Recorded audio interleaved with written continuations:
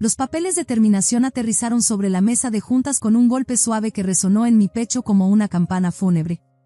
6 años le había dado a Zenith Holdings, y ahora aquí estaba sentada frente a Alberto Matus, viéndolo orquestar mi ejecución profesional con toda la calidez de una mañana de enero en Connecticut. «O eres parte del equipo o te vas, Rosa», dijo, su voz cortando el aire como una navaja afilada con innumerables víctimas corporativas antes que yo. Esa sonrisa practicada suya, la que encantaba a inversionistas y miembros del consejo por igual, nunca llegaba realmente a sus ojos. Esas frías profundidades azules calculaban mi valor como si fuera solo otro renglón en un balance. Miré fijamente el documento con mi nombre, Rosa Salazar, contadora senior, Zenith Holdings, impreso en letras negras nítidas contra el papel blanco inmaculado. El logo corporativo en la parte superior parecía burlarse de mí, un símbolo de todo lo que había sacrificado por esta empresa. 6 años de noches largas inclinadas sobre hojas de cálculo, cumpleaños perdidos, vacaciones canceladas, y un matrimonio que se desmoronó bajo el peso de mi dedicación a una firma que podía descartarme sin pensarlo 2 veces. Pero mientras estaba sentada ahí en la oficina de esquina de Alberto, con su vista panorámica del río Connecticut y paredes adornadas con reconocimientos enmarcados que yo había ayudado a conseguir, sucedió algo inesperado. Una extraña calma me invadió, como la superficie de un lago después de que ha pasado una tormenta. Sin manos temblorosas, sin corazón acelerado, sin lágrimas amenazando traicionar mi compostura. Solo, claridad. La oficina olía a cuero y colonia cara, el mismo aroma que me había impresionado durante mi primera entrevista aquí. En aquel entonces, había visto a Alberto como una figura mentora, alguien que valoraba la precisión y la integridad tanto como yo. Recordaba cómo había elogiado mi atención al detalle, cómo había prometido que Zenith recompensaba la lealtad y la conducta ética por encima de todo. ¿Qué actuación tan magistral había sido? «No voy a falsificar estados financieros para la auditoría, Alberto», respondí, mi voz emergiendo más firme de lo que había imaginado posible. Cada palabra se sentía como una declaración de guerra, una línea trazada en la arena que había estado moviéndose bajo mis pies por meses. «Ni por ti, ni por nadie». Su sonrisa se evaporó como el rocío de la mañana bajo la luz solar intensa, reemplazada por una expresión que solo había vislumbrado antes en momentos fugaces, cuando pensaba que nadie lo estaba observando. Este era el verdadero Alberto Matus, despojado de pretensiones y pulcritud. El hombre que sacrificaría la ética, la integridad y la dignidad humana en el altar de las ganancias trimestrales sin perder ni un segundo de sueño. «Entonces creo que hemos terminado aquí». Su tono había cambiado del encanto corporativo al despido ártico en el lapso de un latido. Tomé la pluma que había colocado precisamente en el centro de la mesa, siempre el perfeccionista, incluso en la destrucción. No salieron argumentos de mis labios, ni súplicas de reconsideración, ni el colapso emocional que quizás esperaba de alguien a quien había subestimado consistentemente. Simplemente firmé mi nombre con 3 trazos deliberados, cada uno sintiéndose como una muerte y un renacimiento a la vez. Mientras la tinta se secaba en ese papel, me di cuenta de que no solo estaba firmando mi salida de un trabajo. Estaba declarando mi independencia de un sistema que había intentado, lenta e insidiosamente, corromper todo lo que defendía. El peso de esa pluma en mi mano se sentía como el peso de mi conciencia, finalmente liberada. La seguridad apareció en la puerta en cuestión de minutos. Alberto siempre había tenido un timón impecable cuando se trataba de remover problemas de su vista. Mientras me escoltaban por la oficina de planta abierta que había llamado hogar por 6 años, sentí el peso de docenas de ojos siguiendo mi procesión de vergüenza. Algunos colegas de repente encontraron fascinantes sus pantallas de computadora, incapaces de sostener mi mirada.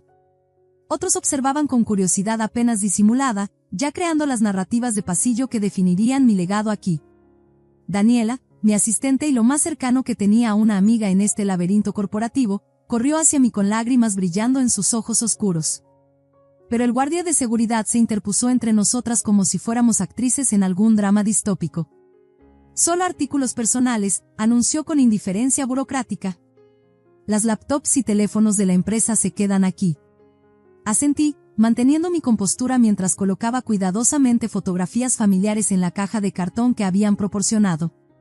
La sonrisa orgullosa de mi padre en mi día de graduación, los ojos cálidos de mi madre cuidándome, merecían algo mejor que presenciar este momento. Mi taza de café favorita, la que mi sobrina había pintado para mí con «La mejor tía del mundo», en letras temblorosas, tintineó contra algunos libros que había guardado para referencia. Lo que no sabían, lo que Alberto no podía comprender en su arrogancia, era que había anticipado este momento. Durante 3 meses, desde que las primeras sugerencias susurradas de contabilidad creativa habían comenzado a circular en conversaciones silenciosas en salas de juntas, había estado preparándome. Cada directiva cuestionable documentada, cada correo sospechoso archivado, cada mensaje de chat sobre maquillar los números, preservado exactamente para esta eventualidad. A los 39 años, había aprendido a confiar en mis instintos. Cuando Alberto mencionó por primera vez ajustar nuestras razones de deuda a capital para hacernos más atractivos a un inversionista particular, había sentido ese cosquilleo familiar en la base de mi columna, el que me había salvado de malas decisiones más veces de las que podía contar. Cuando se rió de mis preocupaciones como pensamiento anticuado, comencé a llevar registros. Cuando me instruyó a reclasificar ciertos gastos para inflar nuestras ganancias trimestrales, comencé a construir mi caso. Rosa, logró susurrar Daniela mientras pasaba, su voz cargada de emoción. Lo siento mucho. Le di una pequeña sonrisa, esperando que transmitiera todo lo que no podía decir en voz alta. Había estado a mi lado por 4 años, había visto las noches largas y las mañanas tempranas, me había visto navegar las aguas cada vez más turbias de las prácticas financieras de Zenith. Ella sabía. El camino al lobby se sintió interminable, mis tacones repiqueteando contra los pisos pulidos como una cuenta regresiva a mi funeral profesional. Pero cuando vi mi reflejo en las puertas de vidrio, mi cabello oscuro todavía recogido en su acostumbrado moño prolijo, mi postura recta a pesar del peso del momento, vi algo que me sorprendió. No me veía derrotada. Me veía resuelta. Esto no era solo perder un trabajo. Esto era elegir quién quería ser cuando me mirara al espejo cada mañana. Esto era honrar los valores que mis padres me habían inculcado, los principios que habían guiado mi carrera hasta que la corrupción de Zenith había comenzado a filtrarse en cada rincón de mi vida profesional. Mi condominio en el centro de Hartford, usualmente un santuario de minimalismo tranquilo, se transformó en un cuarto de guerra esa noche. La mesa del comedor desapareció bajo pilas cuidadosamente organizadas de correos impresos, estados financieros y notas de reuniones, copias físicas del campo minado digital que había estado navegando por meses. Cada documento representaba una pieza del rompecabezas, evidencia de una traición sistemática de confianza que iba mucho más allá de simples errores contables. Siempre había sido meticulosa. Era tanto mi mayor fortaleza como, según mi exesposo Gabriel, mi cualidad más exasperante. Eres demasiado rígida, Rosa, había dicho durante una de nuestras últimas discusiones, su frustración evidente en cada palabra. La vida no es un balance contable. No puedes contabilizar todo. A veces solo tienes que dejarlo ir.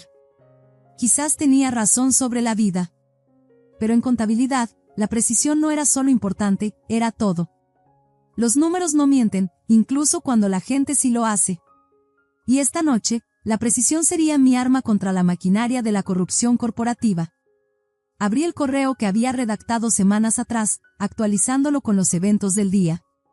Estaba dirigido a los 7 miembros del consejo directivo de Zenith, hombres y mujeres a quienes había presentado trimestralmente, cuyas preguntas había respondido con cuidadoso profesionalismo, nunca insinuando la podredumbre que estaba documentando tras bambalinas. El mensaje estaba deliberadamente desprovisto de emoción o acusación.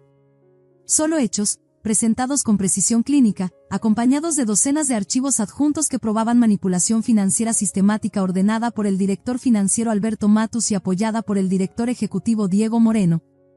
Estados de cuenta bancarios, memorándums internos, hilos de correos, conversaciones grabadas, un rastro de papel que haría salivar a cualquier fiscal. Mi dedo flotó sobre el botón de enviar mientras la duda se filtraba como niebla en una mañana de invierno. ¿Estaba realmente preparada para lo que vendría después? Una vez que presionara enviar, no habría vuelta atrás.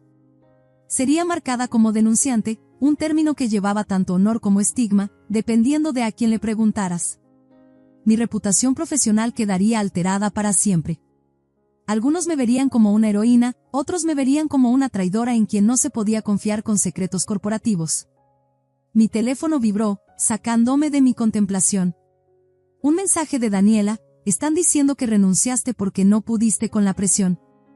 Matus ya entrevistó a tu reemplazo. Alguien de su antigua firma. La audacia de la mentira encendió algo en mí. No solo me estaban despidiendo, estaban tratando de reescribir la historia, de pintarme como débil cuando yo era la única lo suficientemente fuerte para decir no. Mi dedo presionó el ratón con determinación renovada. Clic. En cuestión de minutos, mi correo estaba en las bandejas de entrada de cada miembro del consejo, nuestros auditores externos y el consejo legal de Zenith. La verdad estaba allá afuera ahora, extendiéndose como fuego digital a través de la cuidadosamente construida casa de naipes que era Zenith Holdings. Me serví una copa generosa de Malbec y salí a mi pequeño balcón con vista al modesto horizonte de Hartford. Las luces de la ciudad titilaban abajo, cada una representando vidas y negocios construidos sobre diversos grados de verdad y engaño.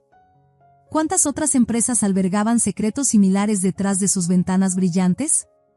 ¿Cuántos otros contadores enfrentaban la misma elección imposible que yo había enfrentado hoy? Hace 6 años, me había unido a Zenith con tanto optimismo. La empresa había sido más pequeña entonces, más enfocada en inversiones éticas en desarrollos de vivienda asequible que realmente marcaban la diferencia en las comunidades. Alberto había hablado apasionadamente sobre hacer el bien haciendo negocios, sobre construir una firma que demostrara que la ganancia y los principios podían coexistir. Con el tiempo, algo fundamental había cambiado.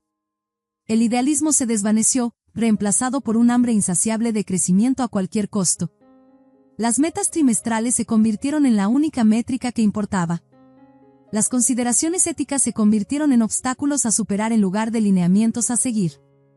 Hace 3 meses, cuando Alberto sugirió por primera vez ajustar nuestras razones de deuda a capital para presentar una imagen más favorable a los inversionistas, expresé mis preocupaciones diplomáticamente. Las desestimó como la sobreanalización de alguien que no entendía cómo realmente funcionan los negocios. Hace 2 meses, cuando me instruyó a reclasificar ciertos gastos operativos como gastos de capital para inflar artificialmente nuestras ganancias, presioné con más fuerza. Se irritó, cuestionando mi lealtad al equipo. Hace 1 mes, cuando me ordenó crear una subsidiaria fantasma para ocultar activos de bajo rendimiento antes de la auditoría anual, supe que mis días en Zenith estaban contados. Fue entonces cuando comencé a prepararme en serio, reuniendo evidencia como un detective construyendo un caso. El vino calentó mi garganta mientras consideraba el camino que me había llevado hasta aquí. Mis padres habían inmigrado de México cuando yo tenía 5 años, trabajando en múltiples empleos para darme oportunidades que ellos nunca tuvieron. Mi padre, un conserje, había limpiado edificios de oficinas por la noche para que yo pudiera estudiar en ellos durante el día. Mi madre había cosido ropa en una fábrica, sus dedos permanentemente curvados por años en la máquina, todo para pagar mi educación. Me habían enseñado que la integridad era lo único que nadie podía quitarte, tenías que regalarla. Hoy, me había negado a hacer ese intercambio. Mi teléfono vibró de nuevo, pero esta vez no era un mensaje. El identificador de llamadas mostraba a Gloria Ramírez, presidenta del Consejo de Zenith. Dejé que sonara 2 veces antes de contestar, dándome tiempo para centrar mis pensamientos. Rosa, necesitamos hablar, dijo sin preámbulos. Su voz llevaba el tipo de tensión que sugería que ya había leído mi correo. Los documentos que has enviado son profundamente preocupantes. Todo en esos documentos es preciso, señora Ramírez, respondí, manteniendo mi tono profesional a pesar de la adrenalina corriendo por mis venas. No estoy cuestionando su precisión, dijo, sorprendiéndome. Estoy programando una reunión de emergencia del Consejo para mañana al mediodía. Necesitamos que te unas a nosotros, de forma remota, si lo prefieres. ¿Estarás disponible? Ahí estaré. Después de terminar la llamada, me quedé en mi balcón por un largo rato, viendo la ciudad transitar de la tarde a la noche. En algún lugar allá afuera, Alberto probablemente estaba diseñando su defensa, creando narrativas para explicar la evidencia que había proporcionado. Pero los números no mienten, y yo tenía muchos números. La mañana siguiente llegó con un torbellino de actividad. Para las 8 en punto, había recibido llamadas de 3 miembros del consejo, cada uno con su propia versión de indagación preocupada. Eduardo Castillo, el experto financiero del consejo, había sido particularmente inquisitivo en sus preguntas, pero había detectado algo parecido al respeto en su voz al final de nuestra conversación. A las 12 en punto exactamente, me conecté a la reunión de emergencia del consejo por videoconferencia. 7 rostros me miraban desde la pantalla, sus expresiones variando desde preocupación grave hasta ira apenas disimulada. Gloria Ramírez dirigió la reunión con la eficiencia que la había convertido en una CEO legendaria antes de su retiro al servicio como consejera. Señora Salazar, gracias por unirse a nosotros, comenzó. El Consejo ha revisado los materiales que proporcionó. También hemos consultado con nuestro Consejo Legal sobre las implicaciones de estas acusaciones. Antes de proceder con cualquier decisión, nos gustaría escuchar directamente de usted sobre lo que sucedió. Durante los siguientes 30 minutos, los guié a través de la línea de tiempo de eventos que habían llevado a mi terminación. Expliqué cómo la presión para manipular estados financieros había evolucionado de sugerencias sutiles a demandas explícitas. Detallé la creciente insistencia de Alberto en que comprometiera mi ética profesional y su eventual ultimátum que me forzó a elegir entre mi integridad y mi trabajo. ¿Y tiene documentación para todas estas instancias?, preguntó Eduardo Castillo, su escepticismo evidente pero no hostil. Cada una de ellas, confirmé. Correos, notas de reuniones y conversaciones grabadas, todas obtenidas legalmente bajo las leyes de consentimiento de una parte de Connecticut. He estado en contabilidad por 17 años, señor Castillo. Entiendo la importancia de la evidencia. El silencio que siguió estaba cargado de implicaciones. Me creían. Más importante aún, entendían la gravedad de lo que había descubierto. Cenit no solo enfrentaba un escándalo interno, esto podría desencadenar investigaciones de la SEC, demandas de accionistas y cargos criminales. Gracias por su sinceridad, señora Salazar, dijo Gloria finalmente. Por favor, permanezca disponible. Nuestro equipo legal se pondrá en contacto pronto. La reunión terminó, dejándome sola con mis pensamientos y la creciente realización de que había puesto en marcha algo mucho más grande que mi disputa laboral personal. Esto estaba a punto de convertirse en un escándalo muy público. 3 horas después, recibí una notificación por correo de un comunicado de prensa de Zenith Holdings. Mis manos temblaron ligeramente mientras lo abría. Zenith Holdings anuncia suspensión inmediata de ejecutivos pendiente de investigación sobre irregularidades financieras. La declaración detallaba la suspensión inmediata tanto de Alberto Matus como de Diego Moreno, anunciaba una investigación interna integral y declaraba que la empresa se había autorreportado a la Comisión de Valores e Intercambio. Mi teléfono comenzó a vibrar incesantemente. Colegas, reporteros, amigos, todos querían saber qué había pasado. Ignoré la mayoría de las llamadas, pero cuando apareció el nombre de Daniela, contesté. Rosa, no vas a creer lo que está pasando aquí, susurró, presumiblemente desde su escritorio. La seguridad acaba de escoltar a Matus y Moreno fuera del edificio. La gente dice que la SEC podría allanarnos. ¿Qué hiciste? Dije la verdad, respondí simplemente. Esa tarde, Gloria Ramírez llamó de nuevo, solicitando una reunión en persona al día siguiente. Parte de mí se preguntaba si planeaban ofrecerme un acuerdo a cambio de mi silencio, una táctica común para contener escándalos corporativos. Mientras me preparaba para dormir, mi teléfono vibró con una notificación de LinkedIn. Un ex colega que se había mudado a una firma competidora me había enviado un mensaje. Rosa, escuché sobre lo que pasó en Zenith. Estamos buscando un nuevo director de finanzas, alguien con ética intachable. ¿Te interesa hablar? Por primera vez desde que firmé esos papeles de terminación, sentí lágrimas brotando. No lágrimas de tristeza o miedo, sino de validación. Había arriesgado todo en la creencia de que la integridad todavía importaba en el mundo corporativo. Quizás no había estado equivocada. A la mañana siguiente, las acciones de Zenith habían caído un 15% para cuando llegué a su sede. El lobby usualmente bullicioso estaba inquietantemente silencioso excepto por un grupo de reporteros cerca de la entrada, esperando atrapar a cualquiera dispuesto a comentar sobre el escándalo en desarrollo. La seguridad me llevó directamente al piso ejecutivo, el mismo piso del que me habían escoltado en desgracia apenas 2 días antes. La ironía no se me escapó mientras pasaba por la ahora vacía oficina de Alberto de camino a la sala de juntas. Gloria Ramírez esperaba adentro, flanqueada por 2 individuos que presentó como Marcos Padilla del Departamento Legal de Zenith y Mariana Guzmán, una abogada externa especializada en cumplimiento corporativo y protección de denunciantes. Gracias por venir, Rosa, comenzó Gloria, su tono notablemente diferente de nuestras interacciones previas. Antes de comenzar, quiero reconocer personalmente el valor que requirió presentarse. La señora Salazar está aquí voluntariamente, intervino Mariana, claramente estableciendo mi posición legal. Debe ser tratada como una denunciante protegida bajo la ley federal, no como una parte hostil. La siguiente hora se desarrolló como un cuidadoso baile legal. Proporcioné contexto adicional sobre el alcance de las irregularidades financieras, explicando cómo Alberto había compartimentado las prácticas engañosas para limitar la exposición.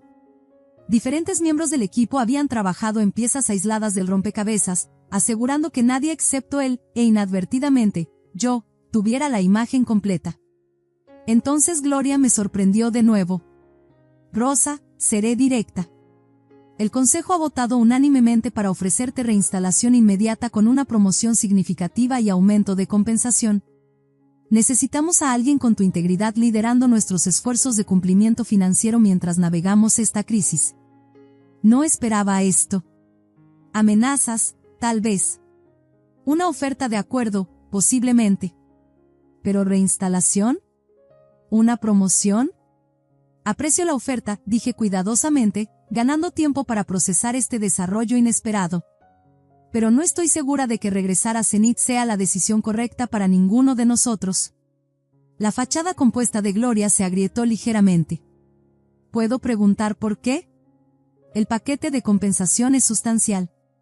Porque los problemas en Zenith van más allá de Alberto Matus y Diego Moreno, respondí, eligiendo mis palabras con precisión. El Consejo ha revisado informes trimestrales por años.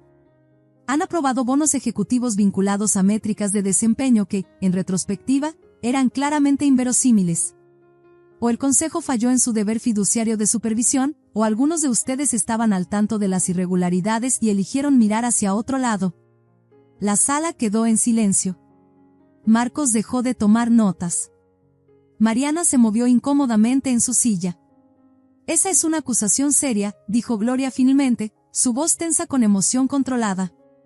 Es una observación basada en hechos financieros, contraataqué. Por eso creo que mi credibilidad como agente de reforma se vería comprometida si inmediatamente regresara a la nómina de Zenith.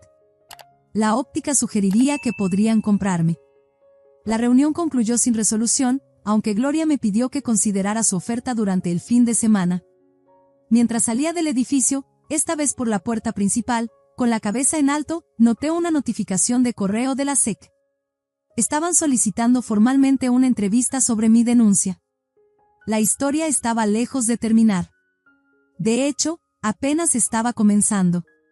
3 semanas después, estaba sentada en un café del centro de Hartford con Julián Castro, el periodista de investigación cuya cobertura del escándalo de Zenith lo había elevado de noticias de negocios locales a una historia nacional sobre corrupción corporativa.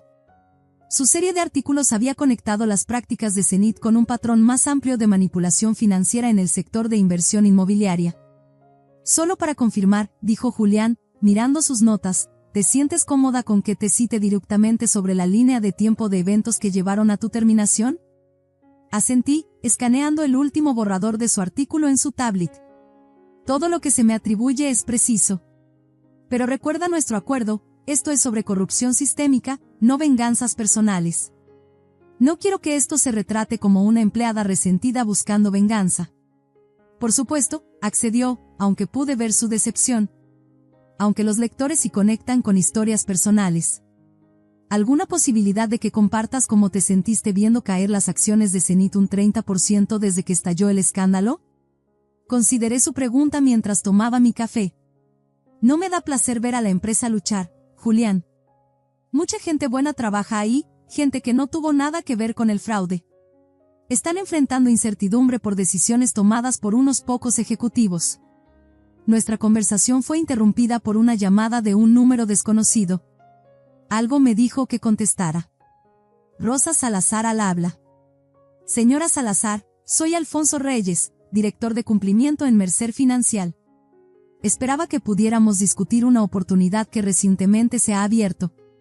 Mercer era uno de los principales competidores de Zenith, conocido por su agresiva estrategia de crecimiento. El momento de esta llamada difícilmente era coincidencia.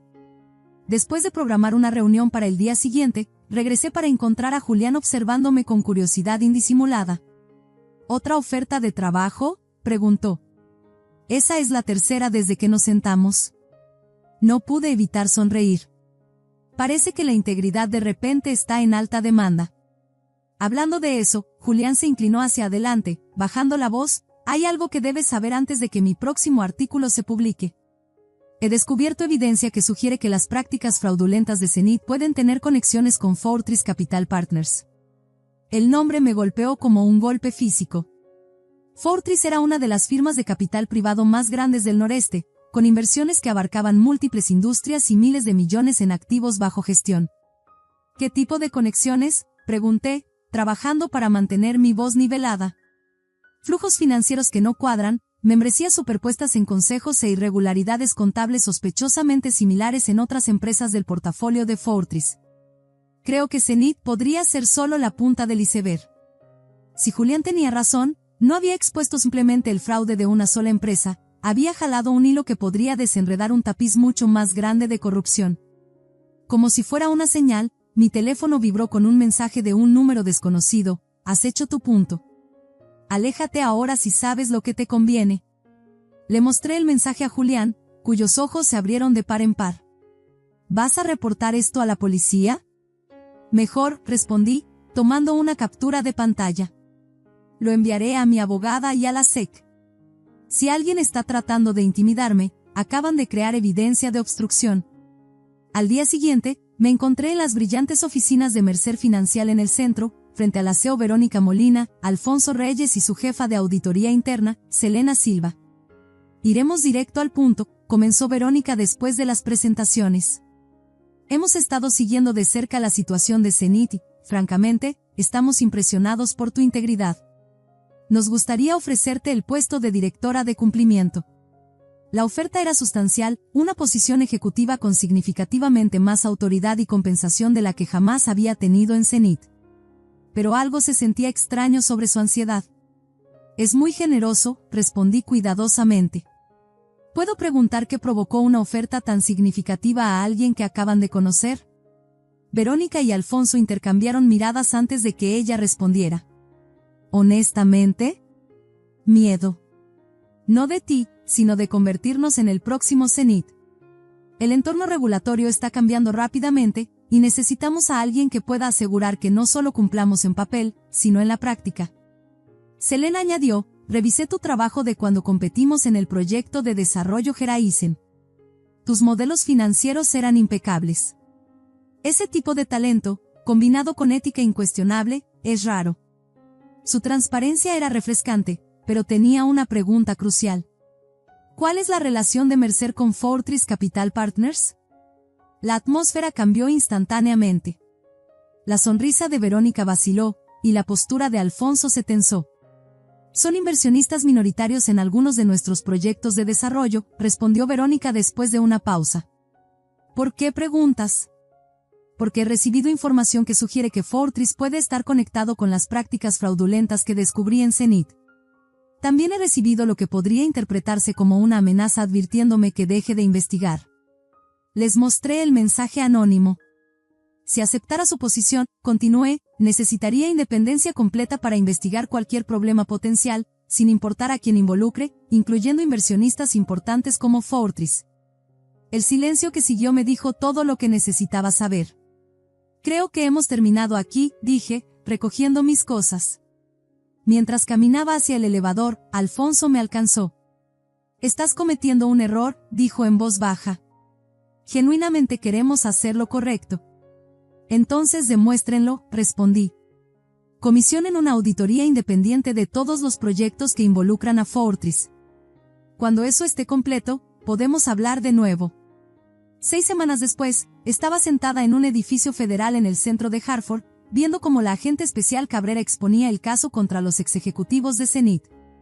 La investigación de la SEC se había movido con velocidad notable, impulsada por la abrumadora evidencia que había proporcionado. Alberto Matus y Diego Moreno serán acusados de fraude de valores, presentar estados financieros falsos y conspiración, explicó Cabrera. También estamos persiguiendo cargos contra 2 miembros del Consejo por incumplimiento de deberes fiduciarios.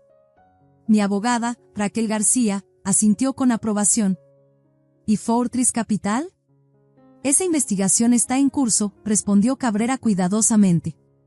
Es más compleja dada su estructura corporativa y conexiones políticas. Pero estamos progresando. Después de la reunión, Raquel me entregó una carpeta. La determinación de recompensa para denunciantes llegó. la SEC te está otorgando el 15% de las sanciones impuestas contra Zenith. Abrí la carpeta y casi la dejo caer. La cifra era asombrosa, más de $2 millones. Esa noche, mientras procesaba los eventos del día, mi teléfono vibró con alertas de noticias. El titular era simple pero satisfactorio: ex CFO de Zenith sentenciado a 8 años por fraude de valores. No sentí alegría por el destino de Alberto, solo una tranquila sensación de justicia servida. El sistema había funcionado, aunque de manera imperfecta e incompleta. Un año después, estaba en el podio de una conferencia de ética corporativa llena, dirigiéndome a una audiencia de profesionales financieros, reguladores y oficiales de cumplimiento. La presión para comprometerse no llega toda de una vez, les dije, compartiendo las lecciones que había aprendido. Comienza con pequeñas solicitudes, racionalizaciones menores y una cultura que prioriza los resultados sobre los métodos. Para cuando alguien te pide que cometas fraude directo, a menudo ya has sido condicionado para decir sí. En la primera fila estaba mi equipo de Integrity Financial Advisory, la firma consultora que había fundado 6 meses después de dejar Zenith. Usando mi recompensa de denunciante como capital inicial, había construido una práctica especializada en contabilidad forense y sistemas de cumplimiento ético. Después de mi discurso, Daniela se acercó, radiante de orgullo. Había sido mi primera contratación, trayendo su experiencia operativa y lealtad inquebrantable a nuestra firma en crecimiento. Acabamos de firmar a nuestro 14º cliente, reportó. Foralis Technologies. Específicamente nos solicitaron por tu reputación. Mi reputación. Una vez, había temido que denunciar la destruiría. En cambio, se había convertido en mi mayor activo profesional. Pronto necesitaremos más personal, añadió. Los encontraremos, le aseguré. Gente que entienda que la integridad no es solo una palabra de moda, es la base de los negocios sostenibles. Mientras la conferencia terminaba, reflexioné sobre el camino que me había traído aquí. Zenith Holdings continuaba luchando bajo un nuevo liderazgo, su reputación permanentemente manchada. Varias otras empresas en el portafolio de Fortress habían enfrentado escándalos similares, aunque la firma de capital privado en sí permanecía en gran parte intocable, protegida por capas de complejidad legal e influencia política. Pero el cambio estaba sucediendo. La SEC había fortalecido las protecciones para denunciantes. Las empresas estaban invirtiendo más en cumplimiento. Los profesionales jóvenes estaban alzando la voz más temprano cuando presenciaban irregularidades. Mi teléfono vibró con un mensaje de un número desconocido, no una amenaza esta vez, sino un agradecimiento de una contadora en otra firma que había encontrado valor en mi historia para reportar fraude en su empresa. Esta era mi verdadera venganza, no la destrucción de aquellos que me habían lastimado, sino la creación de algo mejor. Cada cliente al que ayudábamos a establecer prácticas éticas, cada profesional al que inspirábamos a mantener su integridad, cada empresa que salvábamos del escándalo, estas eran victorias mucho más satisfactorias que cualquier sentencia judicial. El mundo corporativo a menudo retrata a los denunciantes como empleados resentidos buscando venganza. Pero la verdadera venganza no se trata de derribar lo que te lastimó, se trata de construir algo más fuerte desde las cenizas, algo que demuestre que la integridad y el éxito no son mutuamente excluyentes. Mientras me preparaba para dejar la conferencia, un pensamiento final cristalizó: a veces perderlo todo es solo el precio de descubrir quién realmente eres. Y a veces, esa es la mayor victoria de todas. Si esta historia resonó contigo, dale like para que otros puedan encontrarla también. Porque a veces mantenerse solo por lo que es correcto, eligiendo la conciencia sobre el compromiso, te lleva exactamente donde debes estar. Y tal vez, solo tal vez, tu valentía puede iluminar el camino para que otros sigan. No olvides comentar y suscribirte para más historias reales sobre integridad, redención y el poder de una voz para cambiar todo un sistema.